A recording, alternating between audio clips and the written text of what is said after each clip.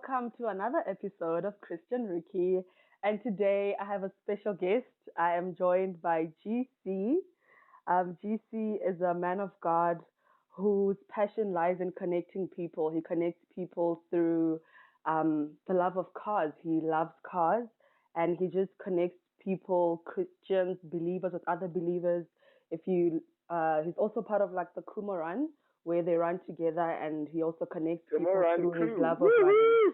Kuma Run crew, to be I stand corrected, yes. So he also loves running, and that's also how he connects people. So GC, how you doing? Thank you so much for joining me. I'm great. I'm great, man. Just really feeling humbled Yeah. to be here and to be able to share out of life and experience and Yeah. just some insights. And yeah, one of the things that thank you for that great intro. One of the things you've already noted in who I am is I love connecting, and a big part of how we connect is conversation. And Yeah.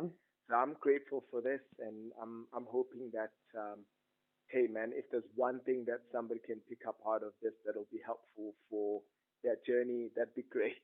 Yeah. And as we just converse and just talk about some topical matters.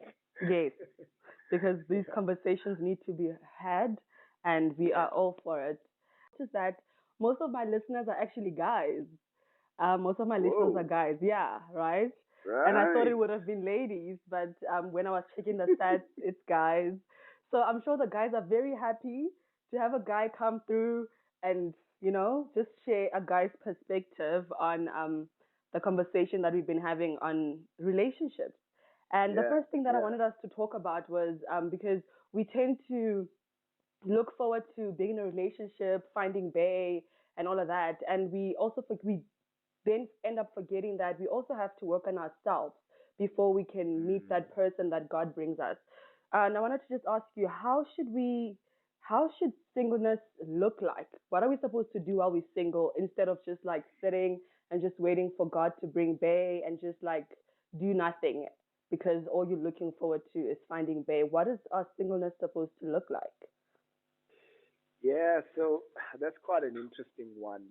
I think, first of all, I need to just put a little disclaimer in saying many of the thoughts that I'll share are not my own. And I'll start by acknowledging one from your episode one, Shay, that you had on here. I really enjoyed listening to that Yeah. episode.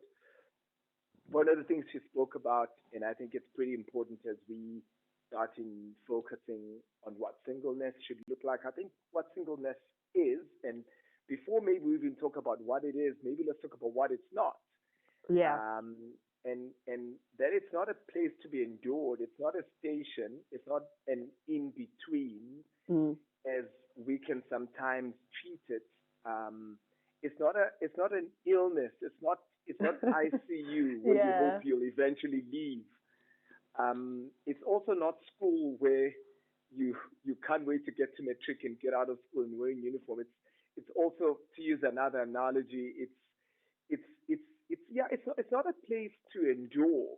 Yeah. Um, it's in fact a place of wholeness, and I think if we can start with that, then I think it helps us in framing it, and also that we're not trying to leave. You know how there's TG. I was thinking about today. You know how there's TGIF, Yeah. Yeah. but there's no TGIM. So everyone's looking to leave in work, to Yeah. bolting out of work, and we need to be careful about these some of these things that are in popular culture. And I also, by the way, hashtag TGIF for Friday or Hello Weekend. Of course. But we got to be careful because a lot of these things frame our thinking without us even realizing. Yeah. So everything around us is created for the couple, the dinner, the getaway holiday, the weekend away, uh, weddings. Whoo. Everything. Oh, You wedding. go to a wedding. You, I you, mean, you. so maybe for a little bit of context to our listeners, is I have been single, dating, engaged, married, Mm. and now single again. And so one of the things that personally, if I'm thoroughly honest in a transparent moment, I really struggle with is wedding invitations because it is totally awkward in that 30, 45, 1 hour, 30 minutes Yeah. between the ceremony and the reception, because everyone's with they, their partner, and so everything around us is sort of designed for couples. And so if we're not careful, we can end up living a life trying to escape singleness. And Yeah. there's something also that I wanted to just touch on a little bit that you spoke about is waiting and doing nothing. And that can happen. We can be so preoccupied with what will become the rest of our lives that when we get there, we don't know what to do because we Mm. spent our lives waiting for it to happen. And I think the guys that are listening to this will probably relate to this. One of the things that I personally think about when I think about what I look for when I think about a person who could be a potential partner, I'm not looking for someone who's waiting to be found. Yeah. Because what Mm. are you bringing? Yeah. No. In fact, I need to struggle to get your attention because you are so So busy. busy Yeah. living out your life because you are not created. Oh, newsflash, you are not created to be married. Woo! Hey, hey, hey. They're going so, to so, ruin so, you. They're no, gonna eat no, your life for that. because then that would suggest that unless I'm married, I cannot fulfill my mandate or my Yeah. purpose. That Mm. is severely flawed. And we've got to be careful with that because otherwise then we start thinking that my purpose is only complete when I meet someone else. Sure. No, newsflash, your purpose pre-existed before your decision to whether to get married or not. And I think again, we've got to look at this. If we're going to look at this from a Christianity perspective, and I get this all the time, I'm in many rooms where 9 times out of 10 we end up speaking about discussions amongst young adult Christians, Mm. and often it's contrasting Christian dating and non-Christian dating. You know what we find in churches? People just date the same way they did before they were Christians because Yep. they never quite changed their perspective on life. Oh man, there's so much to talk about. I don't know if we'll get it in, everything in, but here's something that I think is important. Singleness is in fact my season to find God and find myself. Mm. If you have the Christian belief, here's what we know. Jesus says this in the book of Matthew. If you try and find yourself, you will never. Yeah.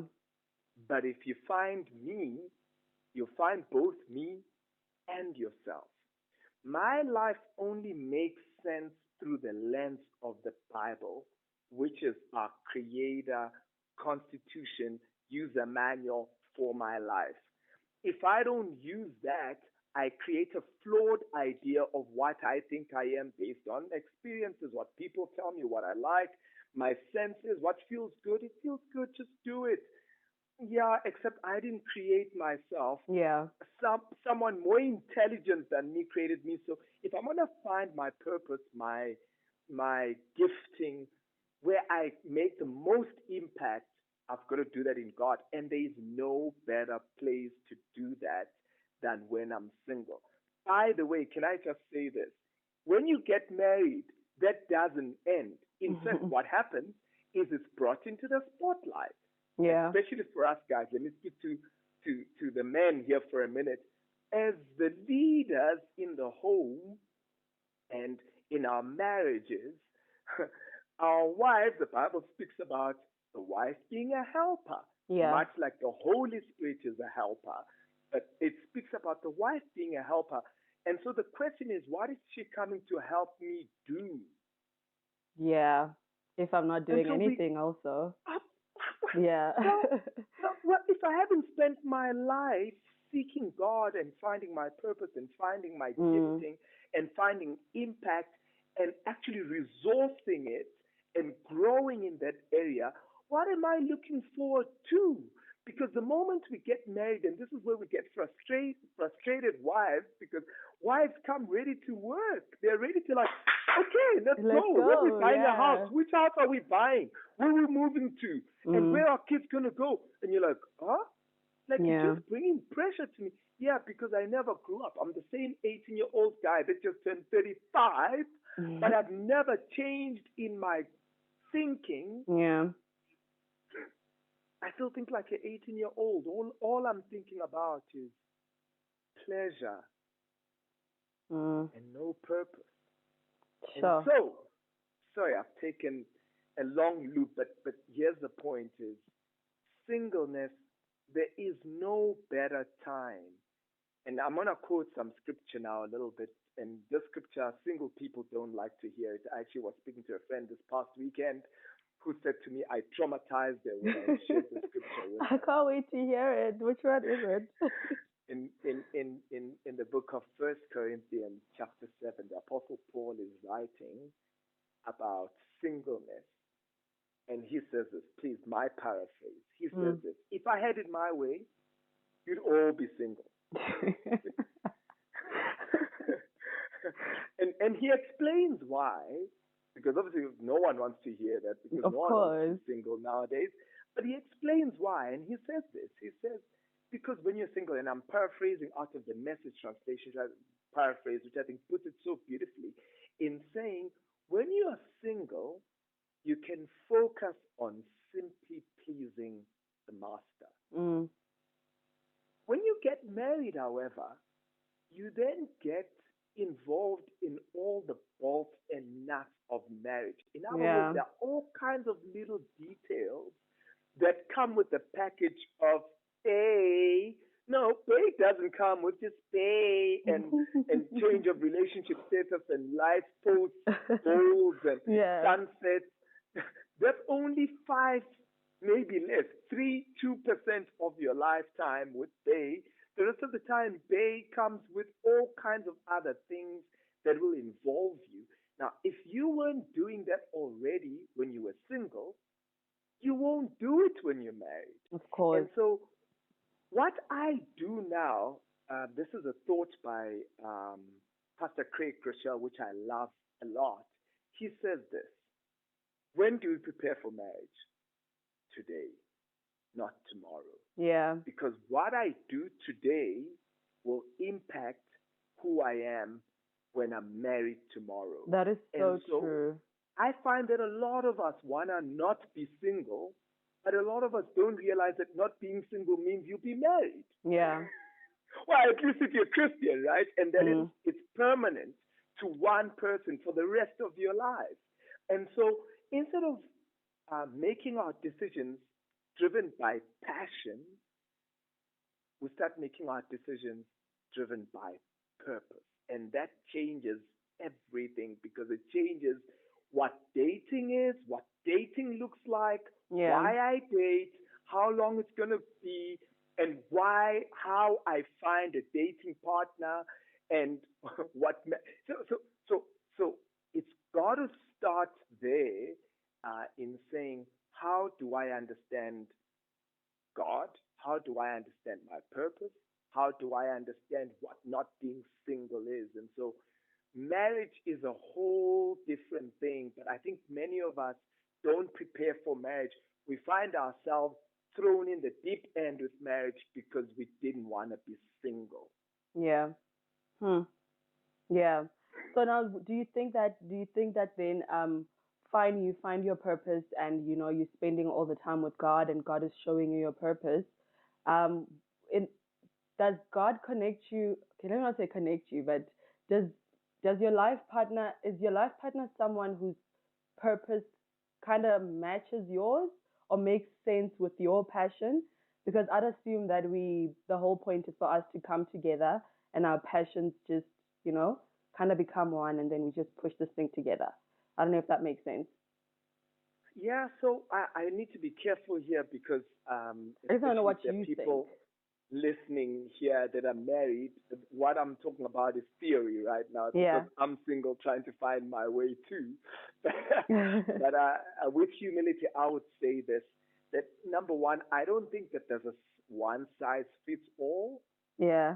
in the sense that if I have a certain purpose, then my partner would have the same or are passionate necessarily about the same thing. Mm. I do think that there needs to be an overlap, Okay. um, in terms of ultimate purpose. And so I think, first of all, we've got to make this assumption that if you're Christian, that then you are looking to partner with somebody that is Christian too. And so number one, we have the same why, which is which is God through Jesus Christ, and we have a mandate, a joint mandate, a corporate mandate that's given to all Christians. Yeah. And so I think that already uh, uh, points us in a similar direction. But the how, I think, will be very different Yeah. based on your experiences, where you come from, background, what part of the world, passions, giftings, hobbies, even will shape that. And so I'm not too concerned about the how. I think for me, as again, Pastor Craig Rochelle would say, if the why is sorted, and Simon Sinek also says this, you always want to go back to the why, because the why sorts out the what. You could say, in the sense of dating, who, Yeah. and ultimately the how.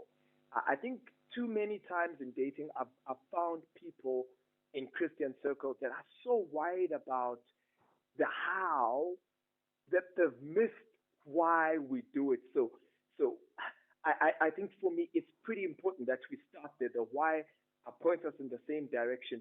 But then I think it's pretty important what the what is. I find that for most young adults, we are so unintentional that we're drifting, that for most people, if you stop them and ask them and say, hey, I know this is not an exhaustive answer. I know it's not a point. You don't arrive necessarily at Yeah. purpose, like, I've arrived. I don't think you do. But I do think that it becomes clearer and clearer as you pursue it and as you resource it. And I found that most people, if you ask them that question, it's a question mark. Yeah. Yet those same people are looking to meet somebody. Now, here's my question: how are they deciding on who they are meeting? Hmm. I mean, most of us are just going on don't be unequally yoked. We're just looking for a Christian man. He's Christian. Yay. He ticks the box. Let's go. I think that would be the why for most people. It's The a verse good that says, why. yeah, but is it Yeah, enough? say, Is go it ahead. the Well, only thing that well, we should be so going on? What else should we be going on? so that's the thing I was about to say, that I think it's a good why, but I think it's incomplete, because Mhm. I think God didn't just create us as Christians. It's good to be driven by that as your foundation, but there's so much more to you. God created you in layers, with a soul, with a heart, with emotions, with dreams, with the ability to dream. That's how we are different from all other animals, is that we have the ability to dream and imagine and create Mm. and innovate and make things happen. And the world we live in today is proof of that. But if all I'm thinking about is Christian, well, what else do I do for the rest of my life with that person? Yeah. Um, We're I just think for me, Christian. absolutely. I think for me, let me just take a detour here for a moment. Mm. For those people that are Jesus freaks, and I am in some sense too, but I found that in Christian circles, we have Christians that are amazing at being Christians and suck at being anything else. Yeah. And so you meet this somebody who's amazing at worshiping and reading the word and praying, and that's great, except that's only a part of your life. Yeah. You haven't developed any passions. You haven't developed even hobbies. What else do you do? What do Because you I'm not going do? to leave my life in church with you. So, Yeah. so this is what I'm saying, that I think it's a great why, but it's only the foundation. We don't live in foundations. Mm. Foundations hold the houses. And in fact, if I can quote Dr. Miles Monroe in this is that one of the things about the strength of a good foundation is that a foundation doesn't speak. Yeah. It just holds up the house. Hey, that's I good. think that when we are good enough Christians, we don't have to go around telling people we're Christians. They'll just see by how we do things. Hey man, like you seem to be really honest. Like you seem to really care about our clients. You seem to really care about all our family, even the person who's like such a problem in our family. You seem to care about our employees. You seem to care even about our boss who seems to be inhumane. You seem to care about, yeah, because Yeah. the foundation doesn't shout. And so the why of being Christians and following God is great, but I would argue that it's incomplete, and that's those are that's what I need to populate in my life of singleness. Populate all those things, because when I meet you, I want to know. Hey, great that you know God, but how has that affected how you relate with your family? How does it affect how you manage finances? Yeah. How does that impact how you dream and how you manage your business and how you deal with bad relationships? How do you deal with people that hurt you? I, Yeah. I want to know all of that. What are your hobbies, and how does your your your your your view of Christianity, your world view, impact how you do it? What about politics? What about racism? What about gender-based violence? How do you interact with all these matters now that you're Christian? Because otherwise, I think what we risk doing is that we become Sunday Christians that are irrelevant and useless in life. Ooh. Wow. Sure.